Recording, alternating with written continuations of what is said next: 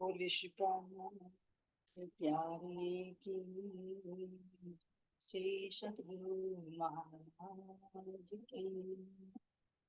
सतगुरु श्री रामचंद्र जी महाराज की। तीनों पुरी की सर्व सुंदर साथ की। बंदो सतगुरु चरण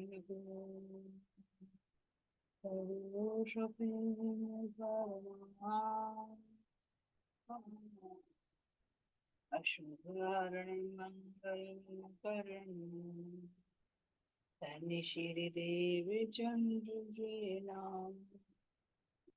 श्री प्राणीनाथ निज मूलपति सिर में राज शुभ नाम। तेज कुंवर श्यामा युगल पन पन गुरु प्रणाम। प्रियाची को पल पल करो प्रणाम। श्री प्राणीनाथ तुम सत्य हो तुमसे चलत जहाँ। मैं अधीन करनी नहीं बागृह की लाज। बागृह की लाज ओ विश्वनाथ प्यारे की। श्री सतगुरु महाराज की। राम के धन की कृष्ण कन्हैया लाल की।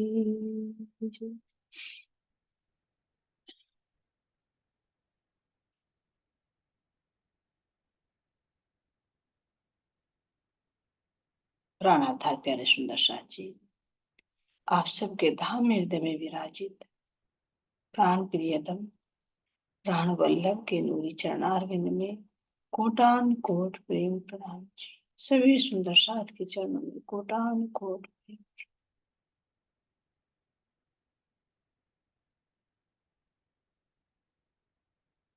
सुंदर साथी सतगुरु महाराज जी का ध्यान करते हुए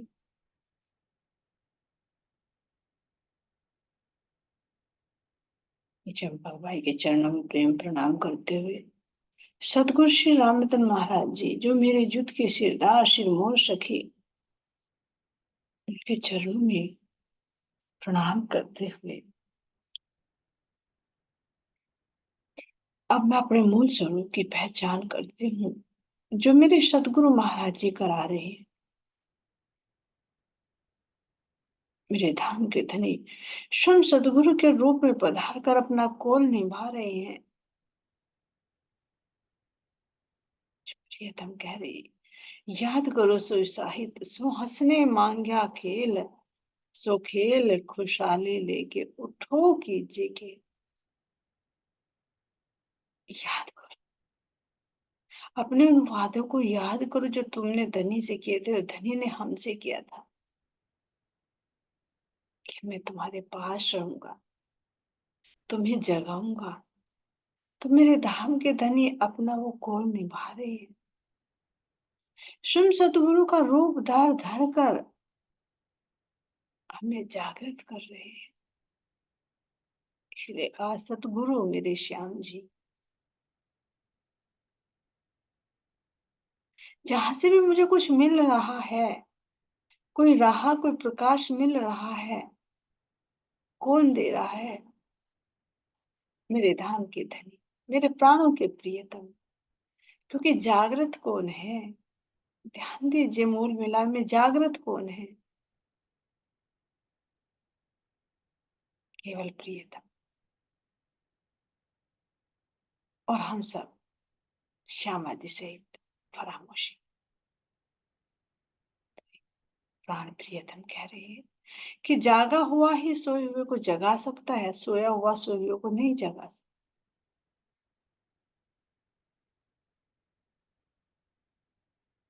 किसी भी रूह को, चाहे श्यामा जी के माध्यम से, चाहे सखियों के माध्यम से हो, उनके रूप में कौन जगा रहा है?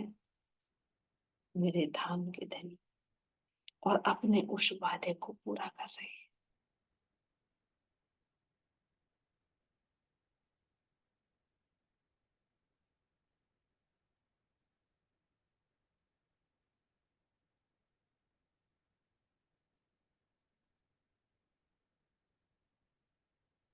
और इतना ही नहीं, अंतर हृदय में ही विराजमान है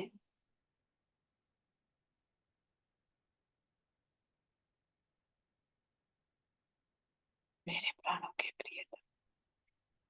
अपनी निज बैठक रूहों के हृदय में कर कर बैठ गई।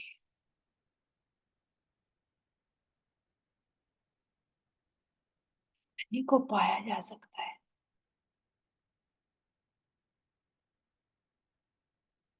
क्योंकि वो कहीं दूर नहीं, अंतर हृदय में ही है। और जहां मेरे प्राणों के प्रियतम है, वही धाम धनी का हृदय है। इसलिए जब तक हृदय में प्राण प्रियतम नहीं आते, तब तक हृदय धाम कैसे कहलाएगा? क्योंकि धाम कोई परम धाम कोई जड़ वस्तु नहीं है, कोई धनी से अलग नहीं है कि धनी नहीं आए और धाम बन गया। नहीं, पहले प्राण प्रियतम, प्राण वल्लभ हृदय में विराजमान होते हैं। उनका नूर, उनका प्रकाश, उनकी एक दिली का सौंदर्य, कि क्या शोभा है मेरे धामधनी की नक्शे सिकतक, क्या शोभा है मेरी श्यामा जी की नक्शे सिकतक। कैसा मेरा धाम है, जब ये शोभा हृदय में नहीं बसती, तो हृदय धाम कैसे कहलाएगा?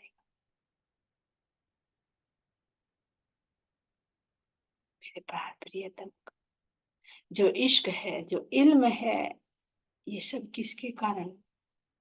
निष्पत के कारण। जब तक हम अपने प्राण प्रियतम से निष्पत नहीं जोड़ेंगे, संबंध नहीं स्थापित करेंगे, तो भला हृदय धाम कैसे कहलाएगा? क्योंकि जब धनी ही नहीं आएंगे, और ये सब कैसे? प्रियतम की मेहर के बिना ये संभव नहीं है।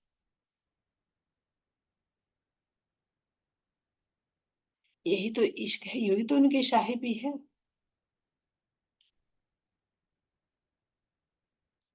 जब तक धाम धनी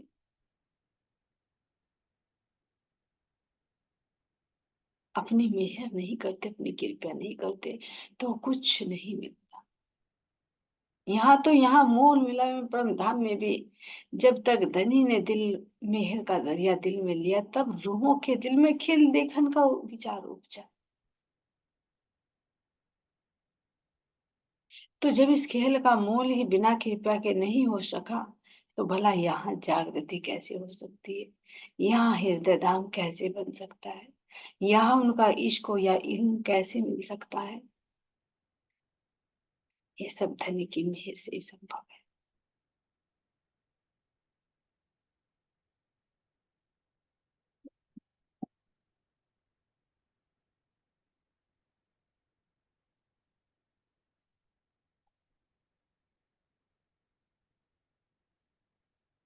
तो हे सखियो, जो मेरे प्राण प्रियतम दिखा रहे हैं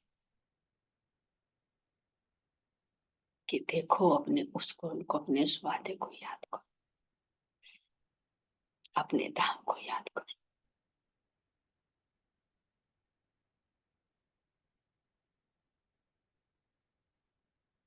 अपने उन लीलाओं को याद करो, क्योंकि उन लीलाओं का रस भी तुम यहीं पर ले सकते हो, उनका स्वाद। लीला तो परम धाम में, लेकिन उस ज्ञान के माध्यम से उन लीलाओं का रसवादन यहाँ पर कर सकते हो।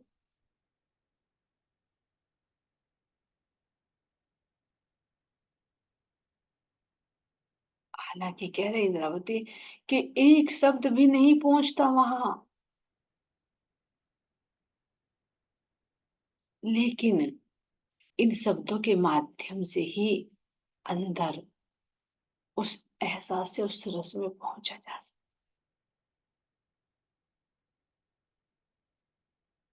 क्यों? कैसे?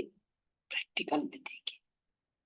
क्योंकि शब्दों में वो पावर होती है कि शब्द अगर वीरता से भरे हैं तो अंदर हृदय में एक वीर रस प्रकट कर देते। अगर शब्दों के अंदर करुण रस है तो हृदय में कैसे करुणता का भाव आ जाता है। अगर हास्य रस है शब्दों में तो हृदय में कैसे खुशी लहराने लगती है। क्योंकि शब्द क्रियाशील है, चेतन है शब्द।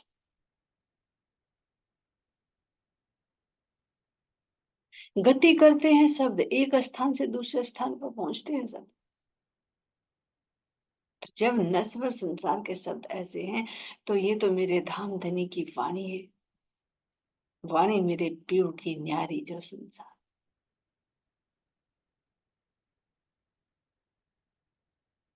मेरे धाम धनी की वाणी,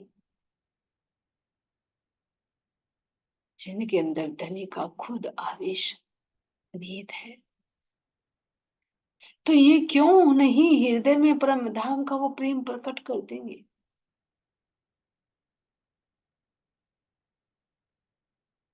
क्योंकि ये सब रसों से ओत प्रोत है ये वाणी। मेरे धनी के मुखार में रसना के रस है ये।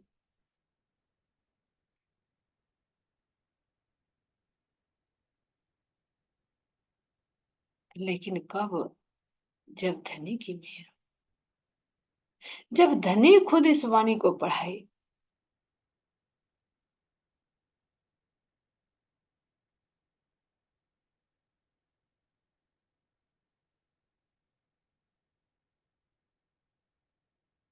भांति के मुमिनो ए इलम सागर सातवा। ए मेहर देखो महबूब की तुझे पढ़ाए आपका शब्द। सब कुछ कह रहे हैं कि धनी के पढ़ाई बिना नहीं पढ़ पाओगे इस वाणी को।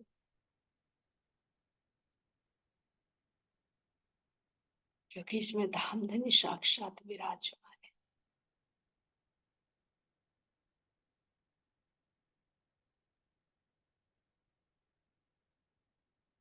क्योंकि जब मेरे प्राण के प्रियतम, मेरी इंद्रावती सखी अपने प्राण प्रियतम से एक रूप होने चली, तो तब मेरे प्राण प्रियतम ने कहलवाया कि मुझे देखना है तो इस इल्म में देखो, इस ब्रह्म ज्ञान में देखो। धनी बैठे इन इलम में।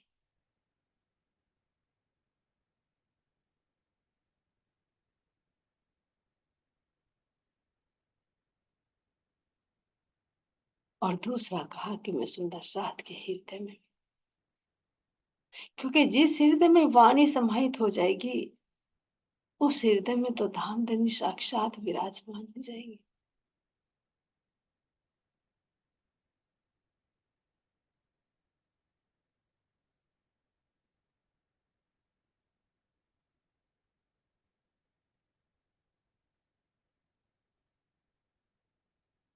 जब हृदय में विराजमान हो जाएंगे तो फिर जहां चाहो वहां धनी से मिलन कर सकते हो, दीदार कर सकते हो। अन्यथा कहीं नहीं, कोई स्थान विशेष नहीं है। हम ये सोचे कि हमें वहां जाकर दर्शन हो जाएंगे, हमें नवतनपुरी चले जाए दर्शन हो जाएंगे, हम शेरपुर चले जाए हमें दर्शन हो जाएंगे, या हम नवतन मंगलपुरी धाम चले जाए, या फिर हम पन्ना जी में ही चले जाएं और हमें दर्शन हो जाएंगे। नहीं। जब तक अंदर अंदर हृदय में धनी के प्रति प्रेम नहीं है, धनी की रहनी से रहनी नहीं है जो मेरे धनी ने बताई, अंदर में वो प्रकाश नहीं है, वो निर्मलता नहीं है, वो विरह नहीं, वो इश्क नहीं, नहीं हो सकता, कहीं नहीं हो सकता। और अगर पात्रता है तो धनी तो सब जगह है। क्योंकि अंतर हृदय में ही तो है। जब हृदय में वो प्रेम प्रकट होगा तो जो स्थान चाहे कहीं भी हो, वहीं दर्शन हो जाएंगे, वहीं धनी से दीदार हो जाएगा, उनसे बातें होने लगेंगी।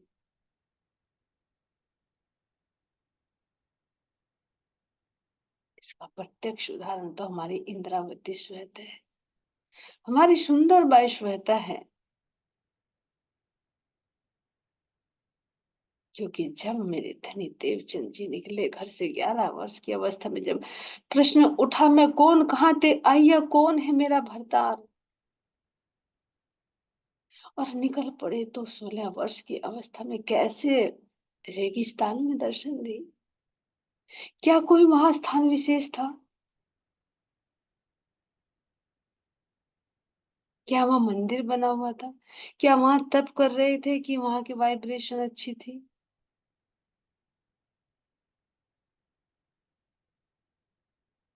नहीं। दर्शन किस बेस पर हुए? हृदय की लगन, विश्वास, श्रद्धा, समर्पण।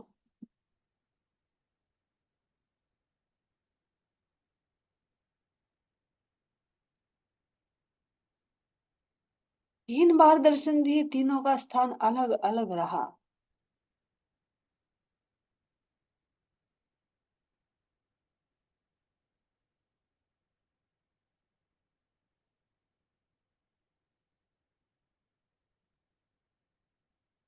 उसको जब घर में ही बैठे ध्यान अवस्था में थे, तो कैसे अखंड ब्रज के रूप में धाम धनी ने दर्शन दिए।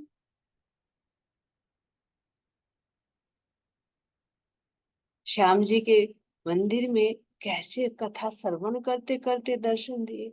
वहां तो कोई राज्य की वाणी नहीं थी, कोई तारतम का जाप नहीं था, कोई सुंदर साथ नहीं थे, राज्य की सेवा नहीं बंधाई हुई थी, फिर भी साक्षात दर्शन दिए। क्यों? क्योंकि हृदय में वो लगन थी। उस परमात्मा को पाने के लिए तन मन धन सब कुछ कुर्बान कर दिया। बस लगन थी तो एक तो मिल जाए, चाहे सब कुछ छूट जाए।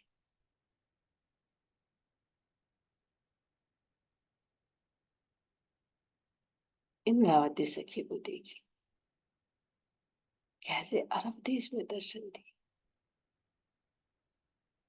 जब माया में उलझे हुए थे तो कैसे आकर हाथ पकड़ा धामधनी ने, राह बताई।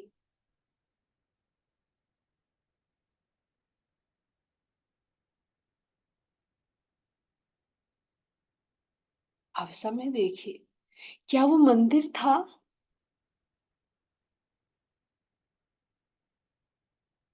क्या कोई विशेष स्थान था?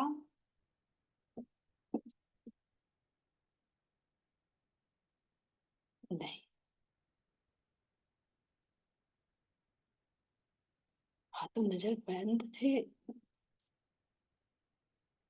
तो इन घटनाओं से तो यही होता है कि जब धनी का दीदार होता है, तो बाह्य स्थिति नहीं, वो आंतरिक स्थिति के आधार पर होता है।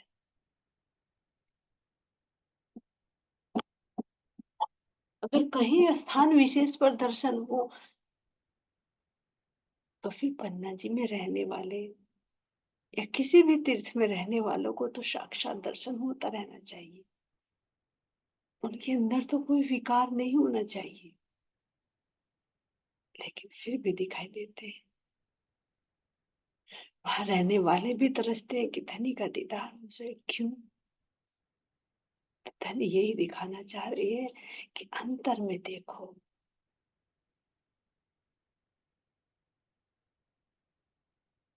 मुझे तुम्हारे हृदय में बैठना है, बाहर नहीं।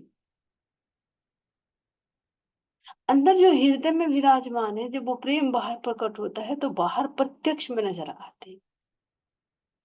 कहीं बाहर नहीं, अंदर ही।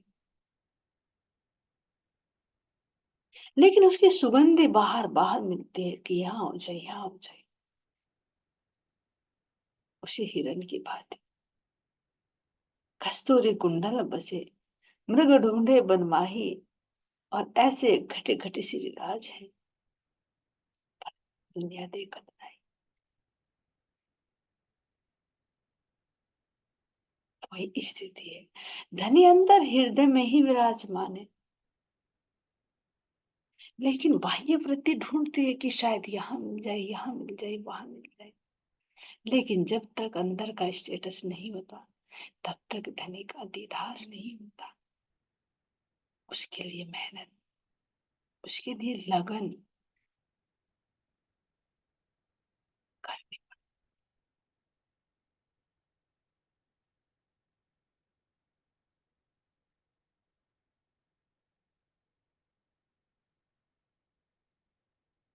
इसीलिए तो मेरे धाम के धनी हृदय में वो प्रेम उपजाने के लिए, जो परम धाम का प्रेम है, उसे उपजाने की युक्ति कर रही है वाणी।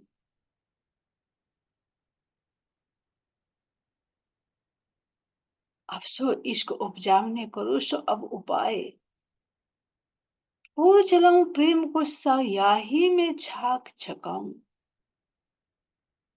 मेरे प्राण प्रियतम, मेरी श्यामा जी, मेरी इंद्रावती जी के माध्यम से कह रही हैं कि तुम्हारे हृदय में परम धाम का प्रेम प्रकट हो जाए। इसलिए मैं अब युक्ति लगा रहा हूँ। कैसी युक्ति? मैं अपने धाम का, अपने स्वरूप का, अपनी शोभा श्रृंगार का, और इतना ही नहीं, आठों पहर होने वाली उन लीलाओं का मैं वर्णन कर रहा हूँ, ताकि कोई तो बात तुम्हारे दिल को छू जाए। ढक से सिख तक का श्रृंगार 7 7 बार क्यों वर्णन कर रहे हैं?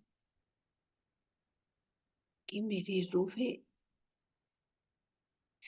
रूह के दिल में कोई तो अंग चुभ जाए।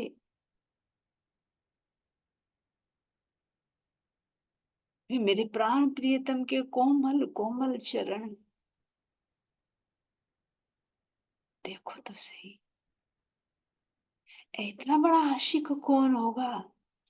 खुद श्रृंगार सज कर बैठे हैं और एक एक चीज का वर्णन खुद कर रहे हैं कि मेरी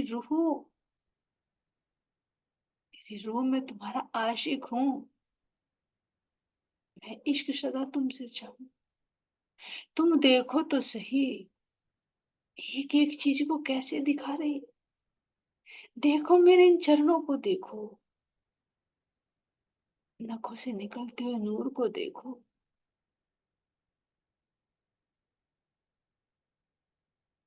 कोमल कोमल, नाजुक नाजुक, पतली पतली अंगुलियों को देखो। इनसे निकलती हुई भीनी भीनी खुशबू को महसूस करो।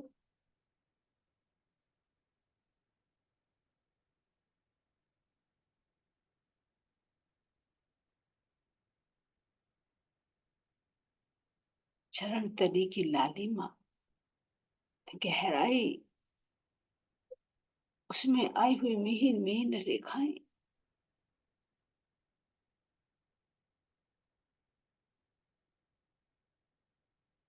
रस से भरी हुई, अत्यंत कोमल, रसीली, लाल लाल एड़िया, खूंटी कांटे की शोभा तो बड़ी विचित्र लग रही है। मैं आए हुए सुंदर आभूषण जो कैसे झिलमिला रहे हैं। इन रंगों में से कभी लाल, कभी सफेद, कभी हरा, भांति भांति के रंग कैसे झिलमिला रहे हैं। गौर वर्ण के इन चरणों में आए हुए ये आभूषण जो स्वर्ण के बने हुए हैं,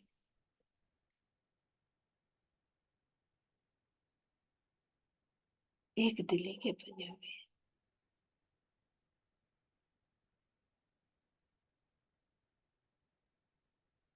स्वर्ण ही क्यों कहा? यहाँ का स्वर्ण नहीं, यहाँ के स्वर्ण से उपमा दी है,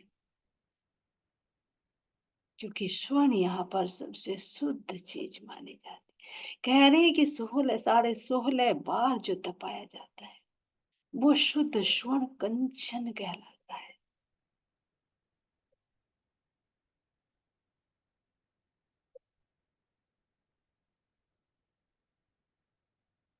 क्योंकि यहाँ पर भी संसार में भी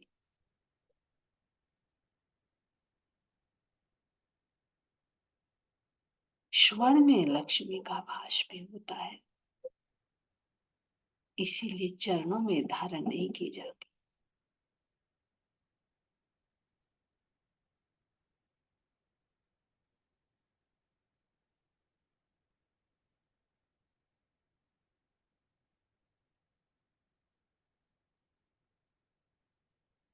तो मेरे प्राणों के प्रियतम, मेरे धाम के धनी के चरणों से, चरणों में तो ये परम धाम की एक दिली है जिसकी यहाँ उपाधि, क्योंकि सारा ऐश्वर्य सारा सौंदर्य मेरे धनी के चरणों में है।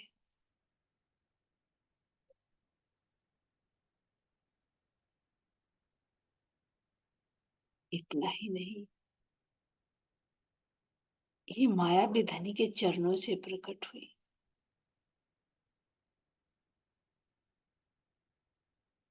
जिस माया को यहाँ स्वर्ण के रूप में जाना जाता है, यहाँ पर तो इसको सिरोधार्य किया जाता है, सिर पर सोना धारण किया जा सकता है, लेकिन पैरों में नहीं, चरणों में नहीं।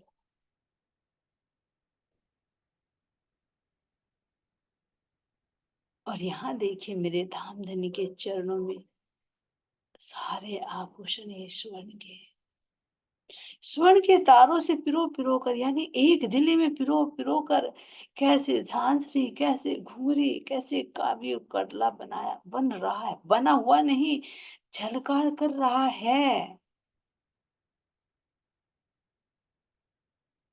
चेतन है। इन कठपुतलियों को तो देखो, इनके श्रृंगार को देखो।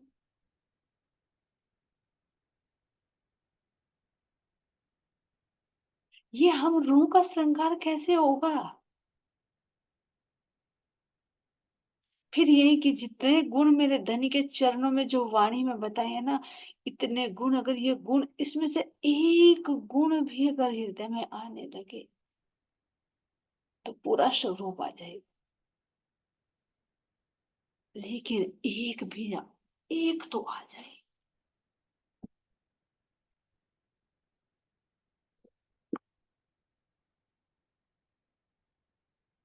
केवल कहने कहने से नहीं, जो धनी के चरण बोल रहे हैं ना, सबसे पहले देखिए जो नख है मेरे धनी का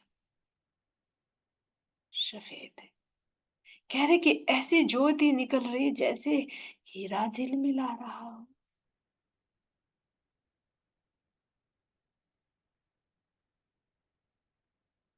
जिधर से देखिए उधर से नई ज्योति निकलती है।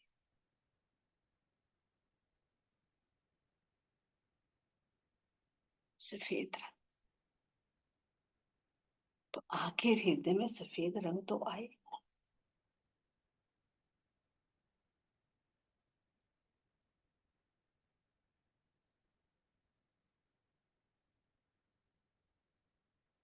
किसका प्रतीक है सफेद रंग? मेरे धनी के नूर का, जो सर्वप्रथम नूर सागर, जो सर्वप्रथम मूल मिला रंग महल के मुख्य द्वार प्रथम है, एंट्री करते ही दिखा रही है। पहला सागर नूर का ही क्यों ले रही है?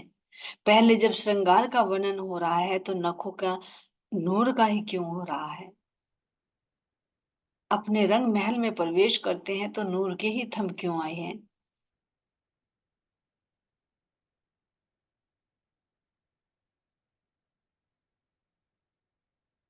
विचार की, घाट घाट पर भी क्यों नूर के थम आए? क्योंकि जब तक हृदय में मेरे धनी का ये नूर, और नूर क्या चीज है? नूर नाम रोशन का दुनी जानत यूं कर, और सो तो रोशनी जिद अंधेर का दुनी क्यों जाने दुनी बिगर। मेरी प्राणों के प्रियतम एक एक चीज को खोल खोल कर दिखा रहे हैं कि मैं नूर कह रहा हूं, तो तुम संसार वालों की तरह यहाँ का सूर्य का प्रकाश मत लेना। दुनिया तो इसी नूर को जानती है, लेकिन धनी कह रहे हैं कि ये तो अंधकार को दूर करने वाला नूर है। बिना तारतम्य ज्ञान के उनके समझ में नहीं आएगा नूर क्या है। लेकिन तुम मेरी रूह है, तो नूर का मतलब जिस नूर में, जिस प्रकाश में धनी के सारे गुण समाहित हो, जो अंतर हृदय में रस है, अंतर हृदय में सागर समाहित है। जब वे रस, वे सागर बाहर प्रकट होते हैं, तो उसको नूर कहा जा रहा है। उस नूर में धनी का इल्म भी है, धनी का इश्क भी है, धनी का एक दिली भी है, धनी के संबंध, धनी का महल भी है। और इतनों को पकड़े तो कैसे पकड़े, इसलिए इंद्रावती एक चीज को प्रकट कर रही है कि धनी का प्रकाश है, जिस प्रकाश में उज्ज्वलता है, निर्मलता है, पवित्रता है। इसलिए ठोक कर कह रही है कि साध जी, साफ हुए बिना अखंड में कैसे पहुंचत। क्यों कह रही उठ के, नहाइए जमुना जी की जय सकल सिंगार, सात संबंधी मिलकर खेलिए संपत्ता। जब तक ये जीव प्रयत्न नहीं करेगा, अपने अंदर आने वाले इस कचरे को बाहर नहीं निकालेगा, तो अंदर में धनी का ये प्रेम, धनी का ये प्रकाश कैसे समाहित होगा। कोई चीज पहले से ही भरी हुई है, उसमें तुम कितनी भी चीज डालो, कुछ नहीं, वो सब बाहर निकलता रहेगा। यही स्थिति हमारी दर्शा रही इंद्रावती। मेरी रूह, तुम्हारे हृदय में पहले ही माया के विकार भरे हुए हैं, फुल हैं। तो मैं कहाँ अपने चरण रखूं, कहाँ अपना नूर रखूं।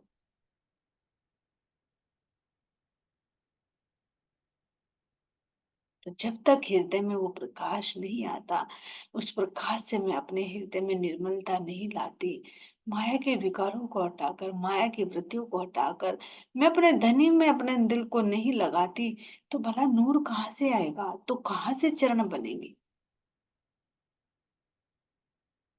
कोई धनी के चरण ऐसे जड़ नहीं है कि उठाए और हृदय में रख लिए। ये मेरे धनी के गुण हैं, हृदय के बहते हुए सागरों के रस हैं। इसीलिए तो कह रहे हैं कि अगर चरण पकड़ लिए तो पूरा स्वरूप हृदय में आ जाएगा। क्यों आ जाएगा? क्योंकि चरणों में ही सब कुछ है। किसी भी अंग को ले लीजिए, तो चरण क्योंकि चलनी है।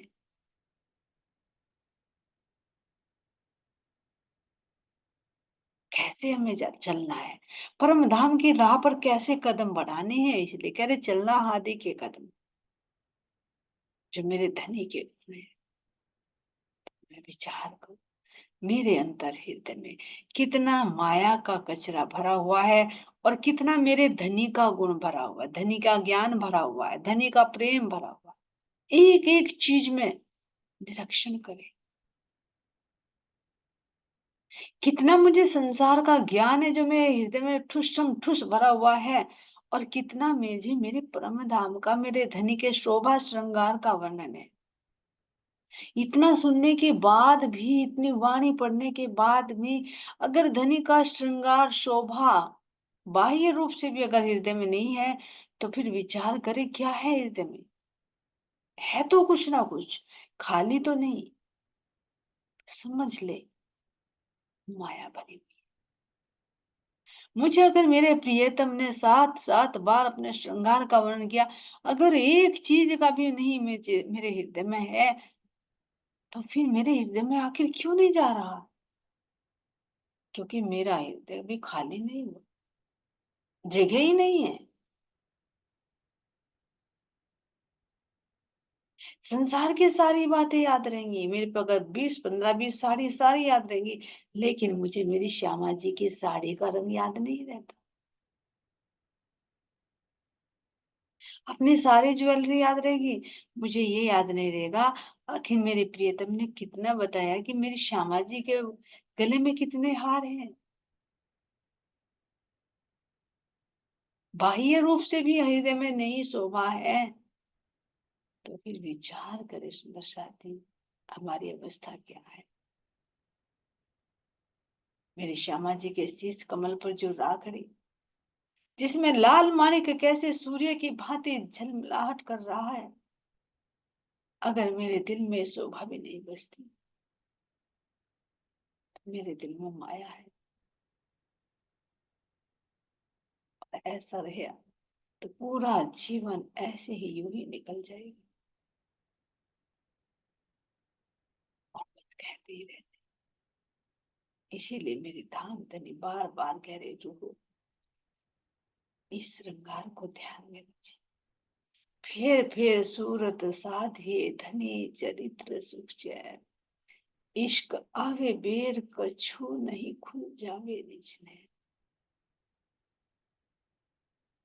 खुल जावे निज। ये भी नहीं कहा अगर तुझे 25 पक्ष अपने परम धाम की शोभा नहीं समझ में आती, तो मूल मिलावे को तो देख। मूल मिलावा भी नहीं समझ में आता, तो राशमा जी मेरा श्रृंगार को देख। अगर ये भी नहीं समझ में आता, तो नख से सिख तक की शोभा श्रृंगार भी नहीं बचती, तो एक अंग को तो पकड़ ले, एक अंग को लेकर तो डूब जा। इतने में ही मैं पकड़ाई में आ जाऊं। पूरा स्वरूप, पूरा मूल मिलावा, पूरा रंग महल, पूरे 25 पक्ष, सब कुछ तेरे हृदय में आ जाएगा। जहां मेरे धनी के चरणों के नख का ये नूर की एक किरण, और किरण का भी एक आभास, एक प्रकाश अगर हृदय में आ जाए, तो काम हो जाए। इससे सरल और धनी क्या करे। और कह रहे जैसे जैसे तेरा विस्तार होता जाता है, तो फिर इन चरणों से आगे बढ़, नक्शे सिख तक पूरे श्रृंगार को देख। ये दिल में बस जाए तो सिंहासन की शोभा को देख। ये दिल में बस जाए तो मूल मिलावे को देख। ये दिल में बस जाए तो पूरे रंग महल को देख। और ये दिल में बस जाए तो सातों परिक्रमाओं को देख। उनमें लीला रमण कर धनी के संग।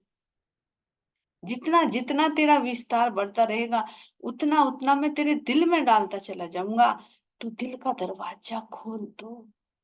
हे रे रूह मैं तुम्हारा आशिक, हे रे रूह मैं तुम्हारा आशिक। मैं रह ना सकूं रूहे बिन, और रूहे रह ना सके मुझ बिन। धनी के दिल का प्यार है, ये जो बार बार धनी लुटा रहे हैं ना, ये धनी के दिल का प्यार है।